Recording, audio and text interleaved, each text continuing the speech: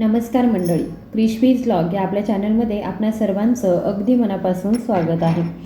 सकाळी झोपेतून उठल्यानंतर पहिलं पाऊल जमिनीवरती टाकताच टाचेमध्ये कळ येणं, पायांची नस आखडणं, पोटऱ्यात दुखणं, पिंजरीमध्ये दुखणं, कंबरदुखीचा त्रास होणं, मान दुखणं, सांधेदुखी, पायामध्ये बळ नसल्यागत वाटणं, 2-4 पावलं चालली तरीसुद्धा पाय जड झाल्यासारखं वाटणं किंवा मग थोडंसं काम केल्यावर लगेच दम लागणं, हे सगळं तुम्हालाही जाणवतंय का?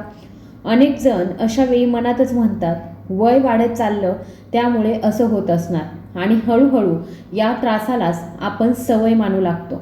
पण खरं सांगायचं झालं तर शरीरामध्ये होणारे हे छोटे छोटे बदलही काहीही कारण नसताना होत नाहीत.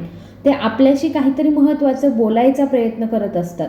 आज मी तुम्हाला एक अत्यंत महत्त्वाची गोष्ट सांगणार आहे. पायामध्ये येणारी कमजोरी, अशक्तपणा, सांधेदुखी, गुडघेदुखी, थकवा किंवा मग वेदना हे केवळ वयाचं लक्षण नाही आहे. हा तुमच्या शरीराचा स्पष्ट इशारा आहे. शरीर जणू आपल्याला सांगतंय की माझ्यामध्ये काहीतरी कमी पडतंय, माझ्याकडे दुर्लक्ष करू नको. हाडं, स्नायू, सांधे आणि रक्ताभिसरण यामध्ये कुठेतरी पोषणाची, हालचालींची किंवा मग सवयींची कमतरता निर्माण झाली की मग असे संकेत मिळू लागतात. योग्य वेळी हे संकेत ओळखले नाहीत तर पुढे त्रास वाढतच जातो. पण मंडळी, आनंदाची गोष्ट अशी की यावर उपाय ना फार महागड्या औषधांमध्ये आहे, ना सतत घ्याव्या लागणाऱ्या सप्लिमेंटच्या बाटल्यांमध्ये. खरं तर याचा उपाय आपल्या स्वयंपाकघरामध्येच लपलेला आहे. आज मी तुम्हाला सांगणार आहे की पायांची ताकद कमी होण्यामागची खरी कारणं कोणती आहेत आणि असे 5 देशी सोपे उपाय जी हाडे, स्नायू आणि सांधे आतून मजबूत करतात. हा व्हिडिओ शेवटपर्यंत नक्की बघा, कारण शेवटी मी एक अशी साधी पण प्रभावी टिप सांगणार आहे जी अनेक औषधांपेक्षा जास्त परिणामकारक ठरू शकते.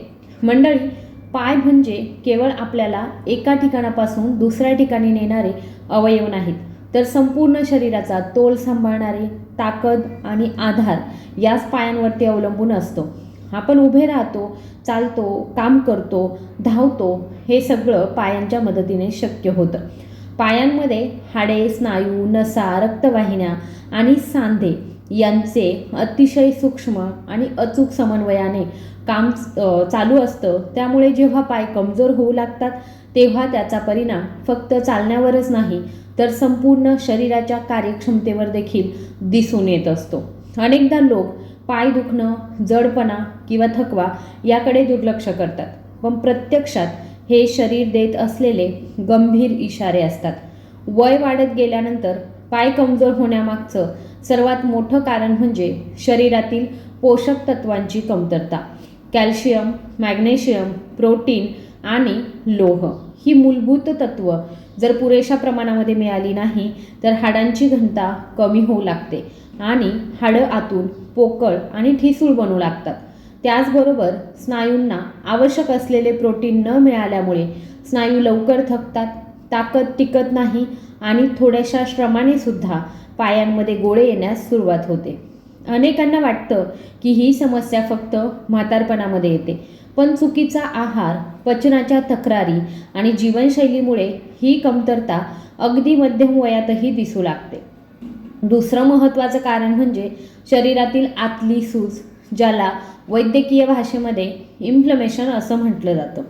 ही सूज बाहेरून दिसते, त्यामुळे अनेक लोकांना तिची जाणीवसुद्धा होत नसते. मात्र ही सूज हळूहळू सांधे, स्नायू आणि नसांवरती परिणाम करून त्यांना कमजोर बनवू लागते. याच कारणामुळे सकाळी उठल्यावर पाय आखडलेले वाटणं, थोडा वेळ चालल्यानंतर वेदना वाढणं किंवा मग सांध्यांमध्ये कडकपणा जाणवणं अशा तक्रारी सुरू होऊ लागतात. दीर्घकाळ अशी सूज शरीरामध्ये राहिली तर संधिवात, आर्थरायटिस सारख्या आजारांचा धोका वाढू लागतो, ज्याचा थेट परिणाम पायांच्या ताकदीवरती होत असतो. तिसरं आणि आजच्या काळामध्ये सगळ्यात सामान्य कारण म्हणजे कमी हालचाल आणि बसून राहण्याची सवय. आजचं जीवन जास्त बसणं, कमी चालणं आणि सूर्यप्रकाशाचा अभाव याभोवतीच फिरतं. ऑफिसचं कामं असतील, मोबाईल आणि TV समोर घालवलेला वेळ असेल, यामुळे पायांचे स्नायू पुरेसे वापरात येत नाही. जेव्हा स्नायू नियमित हालचालीमध्ये नसतात तेव्हा त्यांची ताकद कमी होते आणि रक्ताभिसरणही मंदावतं. सूर्यप्रकाश कमी मिळाल्यामुळे शरीरामध्ये व्हिटॅमिन डीची कमतरता निर्माण होते, जे कॅल्शियम शोषणासाठी अत्यंत आवश्यक आहे.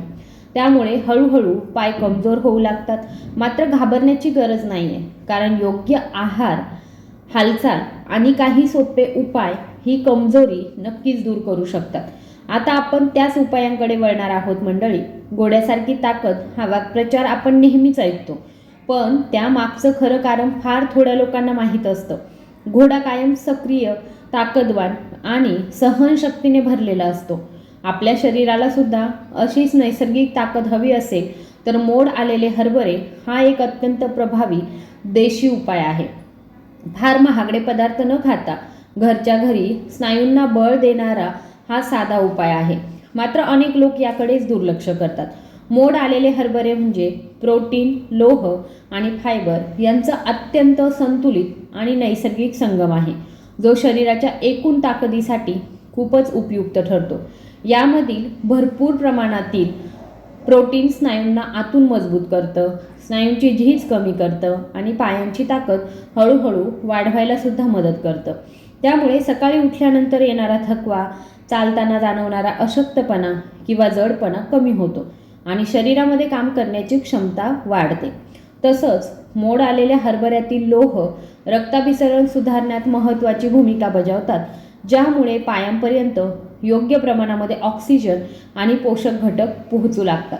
यामुळे चालताना किंवा उभं राहिल्यावर लवकर दम लागणं कमी होतं. यासोबतच फायबर पचनसंस्थेला मजबूत करतं, आता आतड्यांची स्वच्छता राखायला मदत करतं आणि शरीरामध्ये साचलेले विषारी घटक बाहेर टाकण्यात उपयोगी ठरतं. परिणामी शरीर हलकं वाटू लागतं, पोटाच्या तक्रारी कमी होतात आणि दिवसभर ऊर्जावान, ताजतवानं राहायला सुद्धा मदत मिळते. मंडळी, हे हरभरे खायची पद्धतही तितकीच महत्त्वाची आहे. रात्री झोपण्यापूर्वी हरभरे स्वच्छ धुवून पाण्यामध्ये भिजत घाला, जेणेकरून ते मऊ होतील. सकाळी त्यांना मोड काढा आणि थोडा वेळ तसेच ठेवा. त्यानंतर हे मोड आलेले हरभरे हलकेच वाफवून घ्या, जेणेकरून पचनामध्ये सोपे जातील. यांची साधी कोशिंबीर करून त्यामध्ये थोडंसं लिंबू, मीठ आणि आवडीनुसार थोडीशी कोथिंबीर घालून खाल्ल्यास चवही छान लागते आणि पोषणही भरपूर मिळतं. मंडळी, इथे एक महत्त्वाची सूचना लक्षात ठेवा. विशेषतः वयस्कर व्यक्तींनी कच्चे मोड आलेले हरभरे टाळले पाहिजे.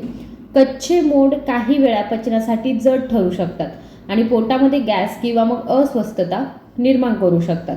त्यामुळे थोडेसे शिजवलेले आणि वाफवलेले हरभरेच खाणं अधिक सुरक्षित आणि फायदेशीर ठरतं. योग्य प्रमाणामध्ये आणि योग्य पद्धतीने घेतले तर मोड आलेले हरभरे स्नायू मजबूत करण्यासाठी एक नैसर्गिक मसल बिल्डर ठरू शकतात. मंडळी, आपण लहानपणापासूनच एक वाक्य ऐकत आलो आहोत, दूध प्या हाडे मजबूत होतील. मंडळी, या वाक्यामध्ये काही चुकीचं नाही आहे, पण अनेकांना हे माहितीही नसतं की आपल्या स्वयंपाकघरामध्ये असलेले साधे तीळ हे दुधापेक्षाही कितीतरी पटीने जास्त ताकदवान ठरू शकतात. विशेषतः ज्यांना दूध पचत नाही किंवा जे रोज पुरेसं दूध घेत नाही, त्यांच्यासाठी तीळ हाडांसाठी एक नैसर्गिक वरदान आहे. कमी खर्चामध्ये सहज उपलब्ध आणि प्रचंड पोषणमूल्य असलेला हा पदार्थ आपण अनेकदा दुर्लक्षित करतो. तीळ म्हणजे खरं तर कॅल्शियमचा खजिना आहे. यासोबतच त्यामध्ये मॅग्नेशियम, फॉस्फरस आणि झिंक सारखी महत्त्वाची खनिजं मोठ्या प्रमाणामध्ये असतात. ही सगळी पोषक तत्व एकत्र येऊन हाडांची घनता वाढवायला मदत करतात, म्हणजेच हाडं आतून मजबूत आणि टिकाऊ बनू लागतात. यामुळे वय वाढल्यावर होणारी हाडांची झीज कमी होते, पायांच्या स्नायूंना आवश्यक बळ मिळतं आणि रात्री झोपेमध्ये किंवा चालताना येणारे पायांचे गोळेही हळूहळू कमी होऊ लागतात. तीळ खायची योग्य पद्धत समजून घेणं हेही तितकंच महत्त्वाचं आहे. रोज सकाळी उपाशी पोटी किंवा मग नाश्त्यानंतर 1 चमचा भाजलेले तीळ चावून खाल्ल्यास त्यातील कॅल्शियम आणि इतर खनिज शरीरामध्ये चांगल्या प्रकारे शोषले जातात. भाजलेले तीळ पचनाला हलके असतात, त्यांची उष्णता ही काही प्रमाणामध्ये संतुलित झालेली असते. हिवाळ्याच्या दिवसांमध्ये गुळासोबत तीळ खाण्याची आपली परंपरा ही केवळ चवीनुसारच नाही तर आरोग्याच्या दृष्टीने देखील फार मोठी देणगी आहे.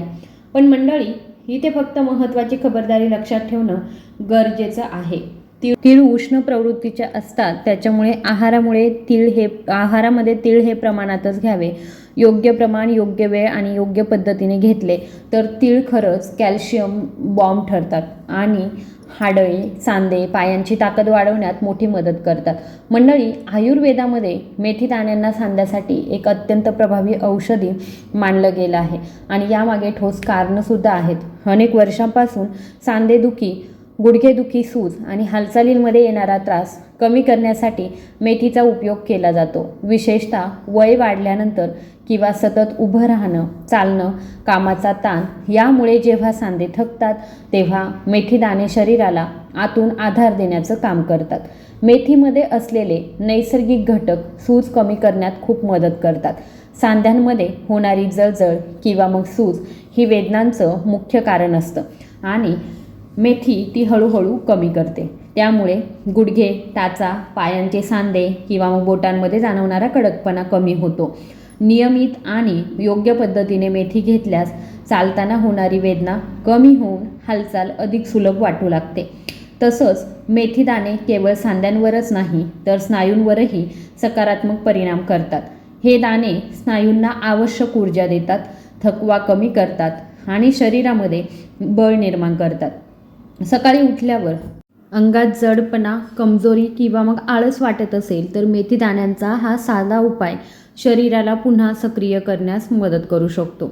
त्यामुळे दिवसभर काम करण्याची ताकद वाढते आणि शरीर अधिक स्थिर वाटू लागतं. मेथी दाणे घेण्याची पद्धतही खूप सोपी आहे, पण ती योग्य रीतीने केली तरच त्याचा संपूर्ण फायदा मिळतो. रात्री झोपण्यापूर्वी 1 चमचा मेथी दाणे 1 ग्लास पाण्यामध्ये भिजत घाला. सकाळी उठल्यावरती सर्वप्रथम ते पाणी प्या आणि नंतर मेथीचे दाणे नीट चावून खा. ही सवय नियमितपणे केल्यास काही दिवसांमध्येच सांध्यांमधील कडकपणा, सूज आणि वेदना कमी झाल्याचं अनेकांना जाणवू लागतं. मात्र इथे एक महत्त्वाची खबरदारी लक्षात ठेवणं आवश्यक आहे. जर तुम्ही डायबिटीज किंवा रक्तदाबासाठी औषध घेत असाल तर मेथी दाणे रोज सुरू करण्यापूर्वी डॉक्टरांचा सल्ला घेणं योग्य ठरतं, कारण मेथी साखर आणि बीपीवरती परिणाम करू शकते. तसेच गर्भवती महिलांनी मेथी दाण्यांचा वापर टाळावा. योग्य सल्ल्याने आणि योग्य प्रमाणामध्ये घेतले तर मेथी दाणे खरोखरच एक प्रभावी जॉय हिलर ठरू शकतात. मंडळी, जर तुम्हाला सतत पाय दुखणं, सांधे आखडलेले वाटणं किंवा मग रात्री वेदनेमुळे नीट झोप न लागणं असा त्रास होत असेल तर हळदीचं दूध हे एक अतिशय प्रभावी आणि नैसर्गिक उपाय ठरू शकतं. आपल्या घराघरामध्ये सहज उपलब्ध असलेलं हे पेय अनेक वेळा दुर्लक्षित राहतं, पण खरं तर नैसर्गिक पेनकिलरसारखं ते काम करत असतं. औषधांच्या सवयी न लावता शरीराला आराम देणारा हा पारंपरिक उपाय आयुर्वेदामध्ये फार महत्त्वाचा मानला जातो. हळदीमध्ये असलेला कर्क्युमिन हे एक शक्तिशाली अँटी इन्फ्लेमेटरी घटक आहेत, जो शरीरातील सूज, जळजळ आणि वेदना कमी करण्यास मदत करतो. सांध्यांमध्ये सूज निर्माण झाली की वेदना वाढतात आणि हालचाल कठीण होते. अशावेळी कर्क्युमिन आतून काम करून ही सूज हळूहळू कमी करतं. त्यामुळे पायांचं दुखणं, गुडघ्यांचा कडकपणा आणि रात्रीच्या वेळी होणारी अस्वस्थता कमी होण्याससुद्धा मदत मिळते आणि झोपेची गुणवत्ता देखील सुधारली जाते. हळद आणि दूध एकत्र घेतल्याने याचा फायदा अजूनच वाढतो. दूध हाडांना आवश्यक असलेलं कॅल्शियम पुरवतं, ज्यामुळे हाडं मजबूत होतात आणि दीर्घकाळ टिकतातही. त्याचवेळी हळद वेदना आणि सूज कमी करून सांधे आणि स्नायूंना आराम देते. म्हणजेच हळद आणि दूध ही जोडी हाडं मजबूत करणं आणि वेदना कमी करणं हे दोन्ही काम एकाच वेळी करते. म्हणूनच याला डबल फायदा असं म्हटलं जाऊ शकतं. मंडळी, हा उपाय योग्य पद्धतीने करणं खूप महत्त्वाचं आहे. रात्री झोपण्यापूर्वी 1 ग्लास कोमट दूध घ्या. त्याच्यामध्ये अर्धा चमचा हळद मिसळा आणि चिमूटभर काळी मिरी नक्की घाला. काळी मिरी खूप महत्त्वाची आहे, कारण तिच्यामुळे हळदीमधील कर्क्युमिन शरीरामध्ये व्यवस्थितपणे शोषलं जातं. मात्र जर तुम्हाला मधुमेह, लो बीपी किंवा पित्ताचा जर त्रास असेल तर हा उपाय नियमित सुरू करण्यापूर्वी डॉक्टरांचा सल्ला घेणं आवश्यक आहे. योग्य सल्ल्याने घेतल्यास हळदीचं दूध खरोखरच एक प्रभावी अँटी इन्फ्लेमेटरी टॉनिक ठरू शकतं. मंडळी, आपण बहुतेक वेळा बदाम म्हणजे फक्त मेंदूसाठीच उपयुक्त असतात असं समजतो, पण खरं तर बदामांचा फायदा केवळ स्मरणशक्तीपुरताच मर्यादित नाही, तर बदाम हे हाडं, स्नायू आणि शरीरातील एकूण ऊर्जेसाठी ही अत्यंत उपयुक्त आहे. त्यामध्ये असलेले प्रथिने, निरोगी फॅट्स, मॅग्नेशियम आणि व्हिटॅमिन ई हे घटक शरीराला आतून बळ देतात. त्यामुळे थकवा कमी होतो आणि काम करण्याची क्षमता वाढते.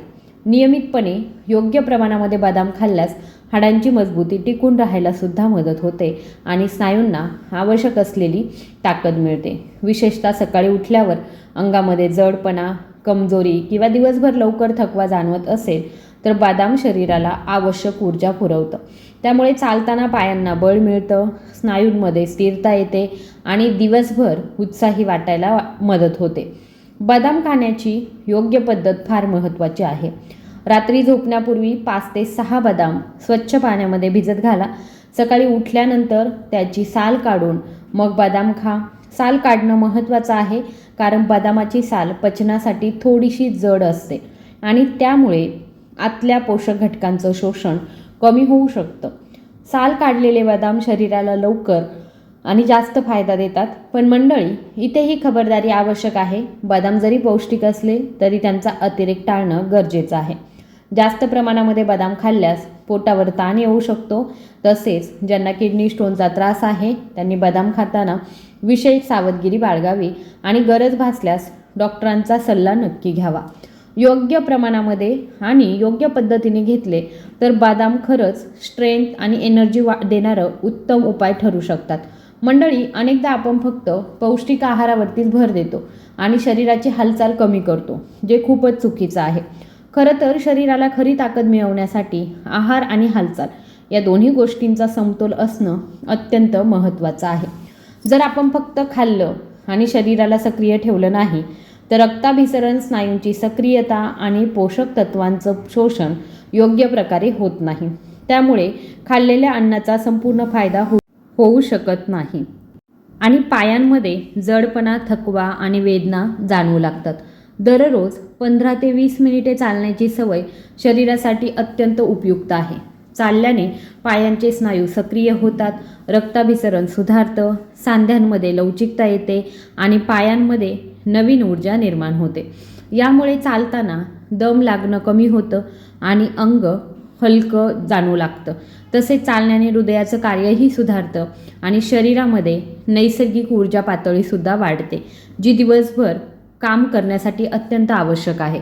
सकाळी हलकं स्ट्रेचिंग करणं देखील खूप फायदेशीर ठरतं. स्ट्रेचिंगमुळे सांध्यांमधील कडकपणा कमी होतो, स्नायू लवचिक राहतात आणि हालचालींमध्ये सहजता येते. शरीरातील रक्ताभिसरण आणि पेशींमध्ये ऑक्सिजन पुरवठा सुधारतो. स्ट्रेचिंग स्नायूंना बळ देतं आणि पाय अधिक सशक्त बनवतं. सकाळचा सूर्यप्रकाश हा आणखी एक नैसर्गिक उपाय आहे, जो शरीरासाठी आवश्यक व्हिटॅमिन डी तयार करतो. व्हिटॅमिन डी हाडांच्या मजबूतीसाठी खूप महत्त्वाचं आहे, कारण हे हाडांमध्ये कॅल्शियम शोषण्यासाठी मदत करतं. त्यामुळे जर सकाळी काही मिनिटं सूर्यप्रकाशामध्ये घालवले तर हाडं आणि सांधे अधिक मजबूत राहू लागतात आणि पायांमध्ये येणारी वेदना किंवा जडपणा कमी होण्यासही मदत मिळते. यामुळे शरीरामध्ये नैसर्गिक ऊर्जा वाढते आणि दिवसभर ताजंतवानं वाटतं. तसंच मंडळी, आहारामध्ये केळी, मनुके आणि बीट यांसारखे पदार्थ समाविष्ट करणं पायांच्या ताकदीसाठी वरदान ठरू लागतं. केळीमध्ये पोटॅशियम भरपूर प्रमाणामध्ये असतं, जे स्नायूंना बळ देतं आणि पायांमध्ये गोळे येण्याची शक्यता कमी करतं. तर अशा पद्धतीने तुम्ही हे सर्व पदार्थ जे आहे ते आहारामध्ये समाविष्ट करू शकता आणि तुमची कंबरदुखी, हातपायदुखी किंवा जे काही तुमच्या बॉडीमध्ये पेन आहे तर ते दूर करू शकता. माहिती आवडली असेल तर कृपया व्हिडिओला लाईक, शेअर आणि सबस्क्राईब करायला विसरू नका. धन्यवाद.